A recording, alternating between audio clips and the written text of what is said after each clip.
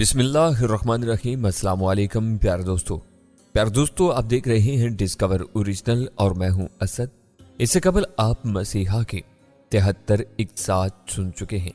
اب کس 74 ملاحظہ فرمائے، لیکن اس سے قبل حسب روایت آپ سے ریکویسٹ ہے کہ ہمارے چینل کو سبسکرائب اور بیل آئیکن کو کلک کر لیں تاکہ آپ کو تمام تر ویڈیوز ملتے رہا کریں، اور ساتھ ہی آپ سے التماس ہے کہ ہماری ویڈیو کو لائک، شیئر اور کمنٹس باکس میں اپنی آراء سے ہمیں مطلع لازمن کیا کریں۔ آئیے اس داستان کا آغاز کرتے ہیں۔ خاموش رہو روڈی۔ ڈاکٹر امر ناگ نے اسے ٹوک دیا اور میری جانب گمبھیر سی نظروں سے دیکھا، پھر لفٹ کی چھت کو گھورنے لگا۔ روڈی نامی وہ آدمی چپ ہو رہا۔ لفٹ گراؤنڈ فلور پر آ گئی۔ میں باہر نکل آیا۔ یوں ہی کنکیوں سے میں نے ذرا گردن موڑ کر دیکھا تو لفٹ کے باہر وہ دونوں کھڑے نظر آئے، لیکن ڈاکٹر امر ناگ روڈی سے کچھ کہہ کر ایگزٹ کی جانب بڑھ گیا، اور میں نے دیکھا کہ روڈی وہی کھڑا بغور میری جانب تکے جا رہا تھا۔ میں نے کوئی تاثر نہیں دیا اور سیدھا رومی کی جانب بڑھ گیا۔ جلدی سے ہولے ہولے کرانا شروع کر دو۔ اس کے قریب پہنچ کر میں نے کہا، معاملہ تھوڑا سا گڑبڑ ہو گیا ہے۔ وہ بھی زیر دماغ تھی۔ اس نے اسی وقت ایسا ہی کیا اور ہائے ہائے کرنے لگی۔ میں نے اسے سنبھالا دیا اور اپنے چہرے پر بھی پریشانی اور تشویش کے آثار طاری کر لیے۔ تبھی میں نے دزدیدہ نظروں سے دیکھا کہ روڈی اب مطمئن ہو کر آگے بڑھ گیا تھا۔ اس کا رخ بھی ایگزٹ کی جانب تھا اور میں بھی رومی کو لیے اسی جانب جا رہا تھا۔ رومی کو میں نے ایکٹنگ جاری رکھنے کا کہا اور باہر نکلا تو ان دونوں کو میں نے ایک بڑی سی گاڑی میں سوار ہوتے دیکھا۔ میں نے جلدی سے ایک ٹیکسی کو اشارہ کیا اور رومی کو سنبھالا دیے اس کی عقبی سیٹ پر براجمان ہو گیا۔ پھر ڈرائیور سے سامنے اسی گاڑی کی طرف اشارہ کرتے ہوئے جلدی سے بولا، اس گاڑی کے پیچھے چلتے رہو، لیکن ذرا فاصلے سے، انہیں تعاقب کا شبہ نہ ہو۔ ٹیکسی ڈرائیور واہے گرو کرتے ہوئے میری جانب گردن موڑ کر تکنے لگا تو مجھے ایک جھٹکا سا لگا۔ یہ وہی سکھ ڈرائیور تھا جو ہمیں البحر کی جانب لے کر گیا تھا، اور اسے دیکھ کر مجھے اپنے دوست رنبیر سنگھ کی یاد آ گئی تھی۔ اور خیریت تو ہے نا جناب؟ ارے تم سردار جی، ذرا جلدی گاڑی آگے بڑھاؤ، باتیں بعد میں تمہیں بتاتا ہوں۔ یہ لو جی، بڑھا دی گڈی، کہتے ہوئے اس بھلے معنی سکھ ڈرائیور نے ایک جھٹکے سے ٹیکسی آگے بڑھا دی۔ یہ چکر کیا ہے بادشاہو؟ پہلے تسی البحر تے پھر یہاں ہسپتال وچ، اے تہاڈی پتنی ہے گی جی؟ اس نے رومی کی طرف دیکھ کر پوچھا۔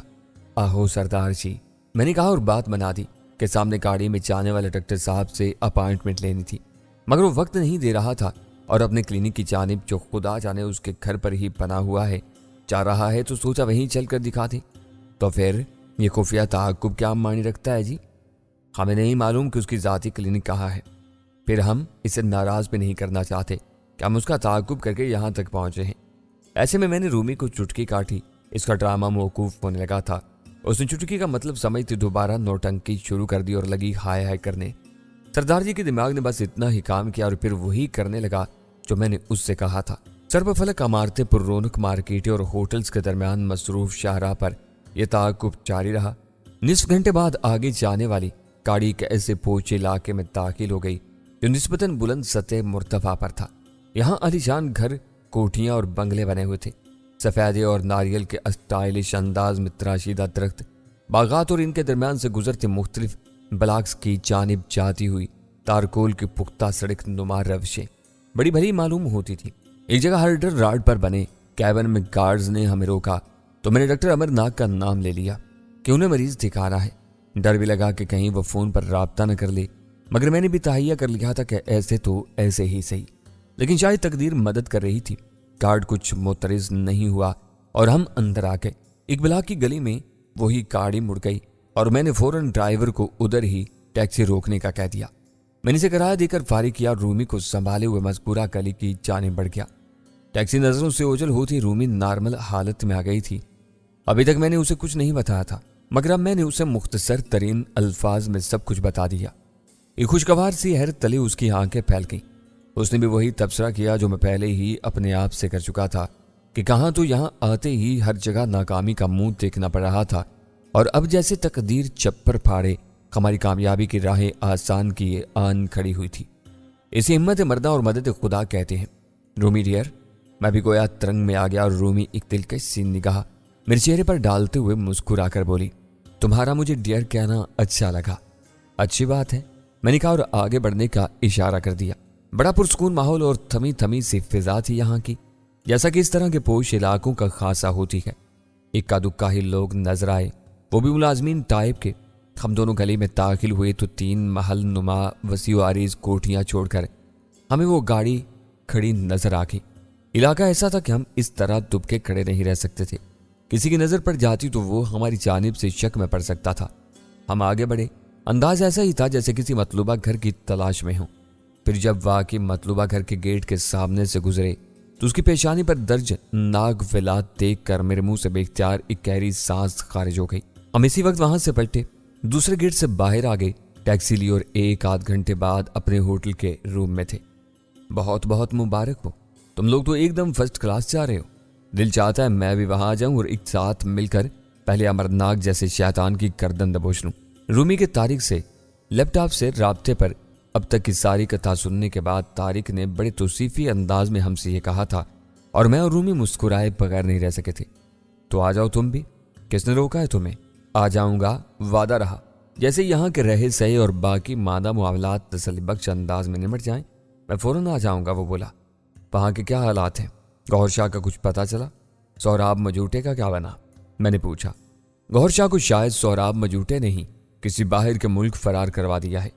बेफिक्र रहो, अब उसके लिए कहीं भी चाय अमा नहीं रही है। वो एक बैनुल-अक़वामी इश्तिहारी मुजरिम करार पा चुका है। तारिक का ख्याल था कि मुझे खुशी होगी, लेकिन वो मायूस हुआ था। उस लहजे में बोला, इससे क्या फर्क पड़ा? वो तो अब ना जाने कौन से सरसब्ज मुल्क में किसी आलीशान रहायशगाह पर आराम से बैठा होगा। मैं तुम्हारी बात समझ गया, तारिक बोला। फिक्र मत करो, मेरी जाती कोशिशें जारी हैं। फुलसाई और मोहतरमा डाली की मदद मेरे साथ है।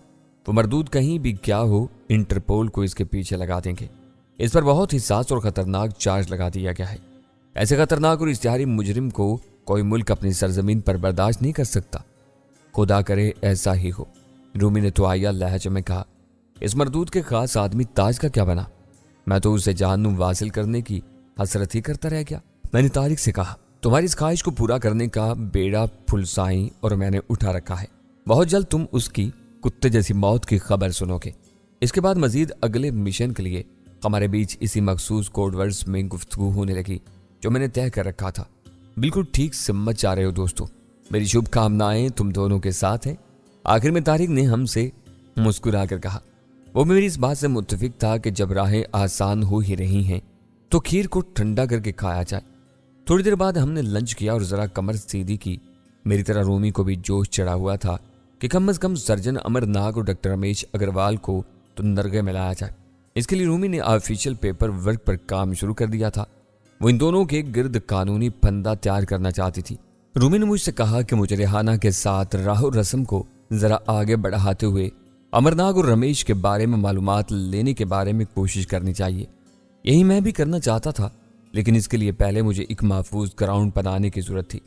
हल एक ही था, इसका कि मैं रेहाना को एतमाद में लेकर उसे अपनी और दूसरी सारी हकीकत बता दूं। मुझे उसके चेहरे के बदले हुए तासरात भी भूले नहीं थे। एक खटक मुझे उसकी तरफ से थी। अगले दिन मैंने रेहाना के नंबर पर उससे बात की।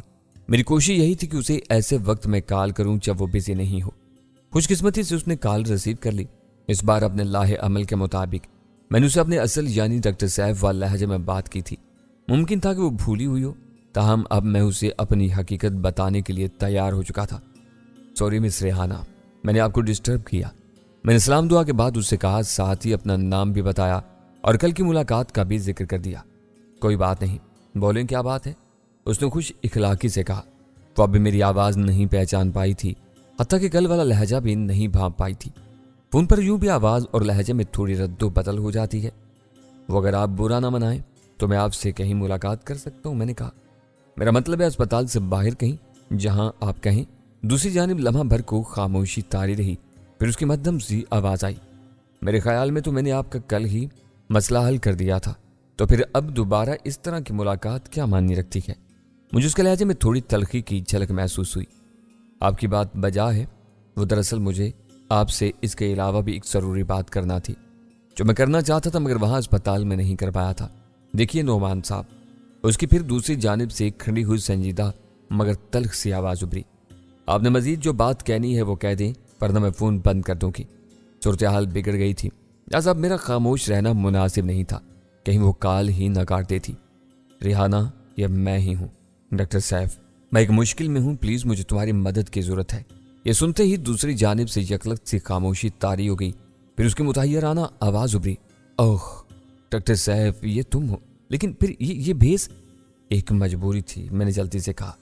کیوں کہ تم نے مجھے پہچانا پلیز اب مجھے بتاؤ ملاقات ہو سکتی ہے؟ ضرور کیوں نہیں. تمہارے اپارٹمنٹ کا پتہ تو وہی ہے. ہاں معلوم ہے تمہیں، یا دوبارہ میں نہیں وقت تو میں پہنچ جاؤں گا، میں نے کہا. اس نے کچھ سوچ کر وقت دیا اور میں نے اسے اس بات کو راز میں رکھنے کی تاکید کر کے رابطہ منقطع کر دیا. اگلے دن میں اور رومی اپنی اصل صورتوں کے ساتھ ہوٹل سے نکلے اور سیدھا اسٹیٹ 9 کا رخ کیا جدھر ریحانہ کا اپارٹمنٹ تھا. وہ اپارٹمنٹ ہی میں تھی اور اکیلی تھی. اس کی 2 ساتھی روم میٹ جنہوں نے مل کر یہ جگہ کرائے پر لی تھی وہ کام پر گئی ہوئی تھی. کیونکہ ریحانہ اکیلے 2 کمروں کا یہ اپارٹمنٹ کرائے پر لینے کی سکت نہیں رکھتی تھی، اس نے مجھے اصل روپ میں دیکھتے ہی پہچان لیا. البتہ رومی کی طرف وہ سوالیہ نگاہوں سے تکنے لگی تو میں نے اسے رومی کا تعارف بھی کروا دیا. اس نے کافی بنائی اور ہم لاؤنج میں بیٹھ گئے. وہ میری طرف حیرت بھری نگاہوں سے تکے جا رہی تھی. تم کسی مشکل میں ہو سیف؟ ریحانہ نے میری طرف دیکھتے ہوئے پوچھا. بہت بڑی مشکل میں ہوں، میں نے کہا اور پھر اسے ساری حقیقت بتا دی. سرجن امرناک ڈاکٹر رمیش اگروال سے لے کر اس کے ساتھ میرا اس روز ہونے والے لفٹ میں سامنا اور پھر اس کی رہائش گاہ تک تعاقب کے بارے میں بھی بتا دیا. یہ بھی کہ میں یہاں سے واپس پاکستان گیا تو کیوں نہیں لوٹا تھا. میں نے اسے یہ بھی بتا ڈالا تھا کہ میرے بھائی عادل کے ساتھ بھی انہی خونی سوداگروں نے وہ خوفناک کھیل کھیلا تھا جو یہ لوگ دیگر لوگوں کے ساتھ کھیلتے آ رہے ہیں. میں نے دیکھا یہ سب سن کر وہ دنگ رہ گئی تھی، بلکہ اس کے چہرے پر ایک دم دبے دبے خوف کے آثار طاری ہونے لگے. مگر اس میں مجھے ایک جوش کسی کیفیت کا شائبہ بھی محسوس ہوا تھا. مجھے خود بھی ان دونوں پر یہی شبہ ہے. بالآخر ریحانہ نے میرے سامنے ایک غیر متوقع سا انکشاف کیا. کیا مطلب؟ کیسے شبہ ہوا تمہیں ان پر؟ میں نے پوچھ لیا. وہ کچھ سوچنے کے انداز میں جواباً بولی اور پھر بتانے لگی. تمہارے جانے کے بعد ہم سب ہی تمہارے بارے میں سوچتے تھے. تمہارا ہم سب کے ساتھ رویہ ایسا ہی تھا کہ تمہارے جانے کے بعد ایک اچھے ساتھی کی یاد آتی رہی. ایک خاص وجہ تذکرے کی تمہاری نامعلوم دشمنی کے حوالے سے بھی رہی تھی. پولیس اور ہمارے خیال کے مطابق احسان اللہ اور رنبیر سنگھ والے واقعے کے بعد ہمیں بھی یہی محسوس ہونے لگا تھا کہ کوئی یہاں تمہاری جان کا دشمن بنا ہوا ہے. تو مجھے اپنے شبے کے بارے میں بتا رہی تھی. میں نے اسے یاد دلایا اور آگے بولا. مجھے یہ بتاؤ کہ پہلے اسپتال میں یہ شبہ صرف تمہیں ہی ہوا ہے یا اور بھی کسی کو ہے؟ در حقیقت شبہ مجھے نہیں کسی اور کو ہوا ہے. اس نے جیسے جواب میں ایک اور انکشاف کر ڈالا. کسے؟ میرا دل تیزی سے دھڑکنے لگا. زہریہ نام ہے اس لڑکی کا. یہ کون ہے؟ میری سوال کی نظریں اس کے چہرے پر گڑی رہیں. تمہیں ایک مریض یاد ہے؟ لبنانی مریض عمیر؟ اس نے کہا اور میں چونک پڑا. عام مریض بھلا مجھے کہاں یاد رہتے ہوں گے، لیکن اسے یاد کرنے کی وجہ بڑی اہم اور سنگین تھی. اس لیے کہ اسے میرے ہی ڈیوٹی ٹائم میں کسی نے زہر کا ٹیکا لگا کر ہلاک کیا تھا، جو بعد میں پولیس تفتیش کے مطابق قتل تھا. مجھے اس میں پنسانے کی کوشش کی گئی تھی. وہ جگر کی سرجری کرانے آیا تھا. لبنان میں اس کے زیتون کے باغات تھے. دولت مند ہونے کی وجہ سے وہ یہاں اپنے علاج کی غرض سے آیا تھا. وہی جیسے زہر کا انجیکشن؟ ہاں یاد ہے مجھے، آگے کہو. میں نے وقت بچانے کے لیے اس کی بات کاٹتے ہوئے کہا. وہ آگے بولی تب پھر شاید تمہیں وہ مریض بھی یاد آ جائے جو انہی دنوں اسپتال میں داخل ہوا تھا اور وہ ہارٹ پیشنٹ تھا، یعقوب ترمزی. میں نے اس مریض کو یاد کرنے کی کوشش چاہی مگر نہیں کر سکا. میں نے سوچنے والے انداز میں ہونٹ بھینچ کر نفی میں سر ہلا دیا. اس کے ہمراہ ایک جوان اور خوبصورت سی مقامی لڑکی بھی تھی، بڑی بڑی ہرنی آنکھوں والی. وہ اس پری جمال کا نقشہ کھینچنے لگی. تب میں چونکا اور میرے ذہن کی اسکرین روشن ہوتی چلی گئی. یعقوب کو یاد کرنے کی کچھ رنگین سی وجہ وہ غزال چشم اور حسین مثل ابصرہ لڑکی تھی. پہلی بار میں نے اسے مذکورہ مریض کے ساتھ اس کی اٹینڈنس کے طور پر دیکھا تھا. اس وقت یعقوب ایک وہیل چیئر پر تھا. اسے یاد کرتے ہی اس دن کا وہ سارا منظر میری آنکھوں کے سامنے گھومنے لگا. مریض کی عمر زیادہ نہیں تھی، مشکل سے 50 برس کا ہوگا، لیکن اس وقت اس کے چہرے سے ایسی نکاہت ٹپک رہی تھی جیسے برسوں کا مریض ہو. 2 افراد اس کے ساتھ تھے. ایک اس کی وہیل چیئر سنبھالے ہوئے تھا اور دوسرا ایک ٹرالی سنبھالے ہوئے تھا جس پر کچھ مخصوص آلات رکھے تھے، اور اس ٹرالی کے ساتھ ایک اسٹینڈ پر ڈرپ لگی تھی. مشین سے مجھے اندازہ ہو گیا تھا کہ وہ ہارٹ کا مریض تھا اور یہ مشین اسی کے دل کے مسلز کو کرنٹ دے کر چلانے میں مدد دے رہی تھی. یہ ایک طرح سے بیرونی پیس میکر تھا.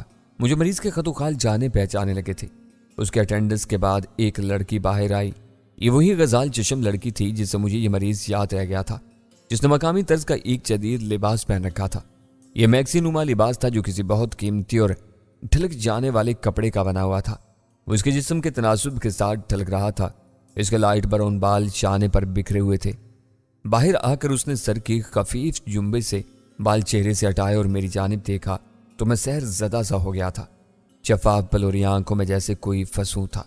नाजुक सी सतवा नाक और उसके नीचे पंखड़ी से लब थे। इतराफ में बहुत साफ और हमवार गुलाबी रुखसार थे जिन पर पलकें साया फगन थी। तो गोया जोहरिया यही लड़की थी। मुझे याद आ गया, आगे कहो, मैंने जल्दी से कहा। जोहरिया को वो बाप था, वो बताने लगी। चूंकि मैं ही इस मरीज को ज्यादा अटेंड कर रही थी इसलिए मेरी जोहरिया से भी दोस्ती हो गई थी।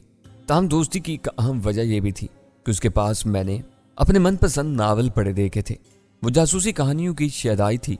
हालांकि खुद मैं रोमानी कहानियां पढ़ने की शौकीन थी, मगर इसके इसरार पर मैं 2-1 ये जासूसी नावल ले लिया करती थी, वो भी पढ़ने के लिए। वो एक लम्हे के लिए रुकी, फिर आगे बोली। जोहरिया ने बताया था क्योंकि इन दोनों मरीजों के रूम साथ साथ थे इसलिए जोहरिया की लामुहाला तवज्जा दूसरे रूम वाले मरीज पर भी रहती थी। खुद मैं भी दोनों ही मरीजों को एक साथ भुगताती थी। मैंने ही उसे बताया था कि साथ वाले लुबनानी मरीज उमैर का हो सकता है लिवर ट्रांसप्लांट किया जाए। वो मुतहय्यर हुई थी कि मेडिकल साइंस में ये भी होता है। वो अपने तजस्सुस की खातिर मेरे साथ ही उमैर के कमरे में इस मरीज से मिलती थी। वो उसे बेटी कहने लगा था। वो इसके साथ भी घुल मिल गई थी, लिहाजा मेरी गैर मौजूदगी में वो इसका भी ख्याल रखती थी या यूं ही कभी कभार चली जाती थी, क्योंकि फाराबी का एक ही अटेंडेंट था जो दूर का रिश्तेदार था और इधर ही कहीं रहता था मगर कम ही आता था। एक दिन रात के वक्त जब जोहरिया अपने बाप वाले कमरे में सो रही थी कि अचानक उसकी आंख खुली। उसे बाहर कोई खटका सा महसूस हुआ था। वो तजस्सुस पसंद तो थी ही। उठकर उसने आहिस्तगी से दरवाजा खोला और छुरी बनाकर बाहर झांका तो उसे फाराबी के कमरे के सामने 2 साए आपस में धीमे मगर खासे तेज लहजे में बातें करते दिखाई दिए। जोहरिया उसी तरह झुरी बनाए कान लगाए उनकी बातें सुनने लगी। इन दोनों का अंदाज ही कुछ ऐसा था कि वो ऐसा करने पर मजबूर हो गई थी।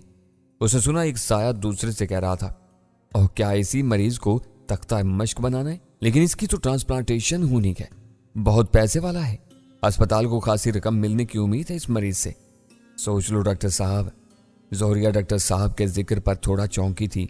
अब सुनने के साथ गौर से इनकी सूरतें भी देखने की कोशिश कर रही थी। बेवकूफ, भाड़ में जाए ये सब, तुम वही करो जो मैं कह रहा हूं। सुना तुमने, कल ही ये काम निपटा दो। फिर वो दोनों जुदा हो गए। दोनों ही उसे मशकूक लगे। ऐसे ही वक्त में जोहरिया ने इन दोनों के चेहरों को देख लिया कि उसके लिए जाहिर है अभी अजनबी ही थे, लेकिन मखसूस यूनिफॉर्म में थे, इसलिए जोहरिया खटकी के कहीं या अस्पताल में किसी किस्म की कोई गड़बड़ तो नहीं हो रही है। अगले दिन जब मैं उसके कमरे में आई तो उसने यही बात मुझे बता दी। अचंभा तो मुझे भी हुआ, तहम मैं अपने काम से काम रखने वाली हूँ और वैसे भी मुझे इसमें कोई ऐसी बात वाज़ेह तौर पर महसूस नहीं हो रही थी कि क्या खतरे वाली बात थी। लेकिन जोहरिया का पुरजोर इसरार यही था कि यहाँ अस्पताल में स्टाफ ही के 2 अफराद मशकूक हैं और खुफिया तौर पर कुछ गड़बड़ फैलाने की कोशिश कर रहे हैं। तभी मैंने मजबूरन उससे कहा कि वो किसी बहाने से मेरे साथ आए।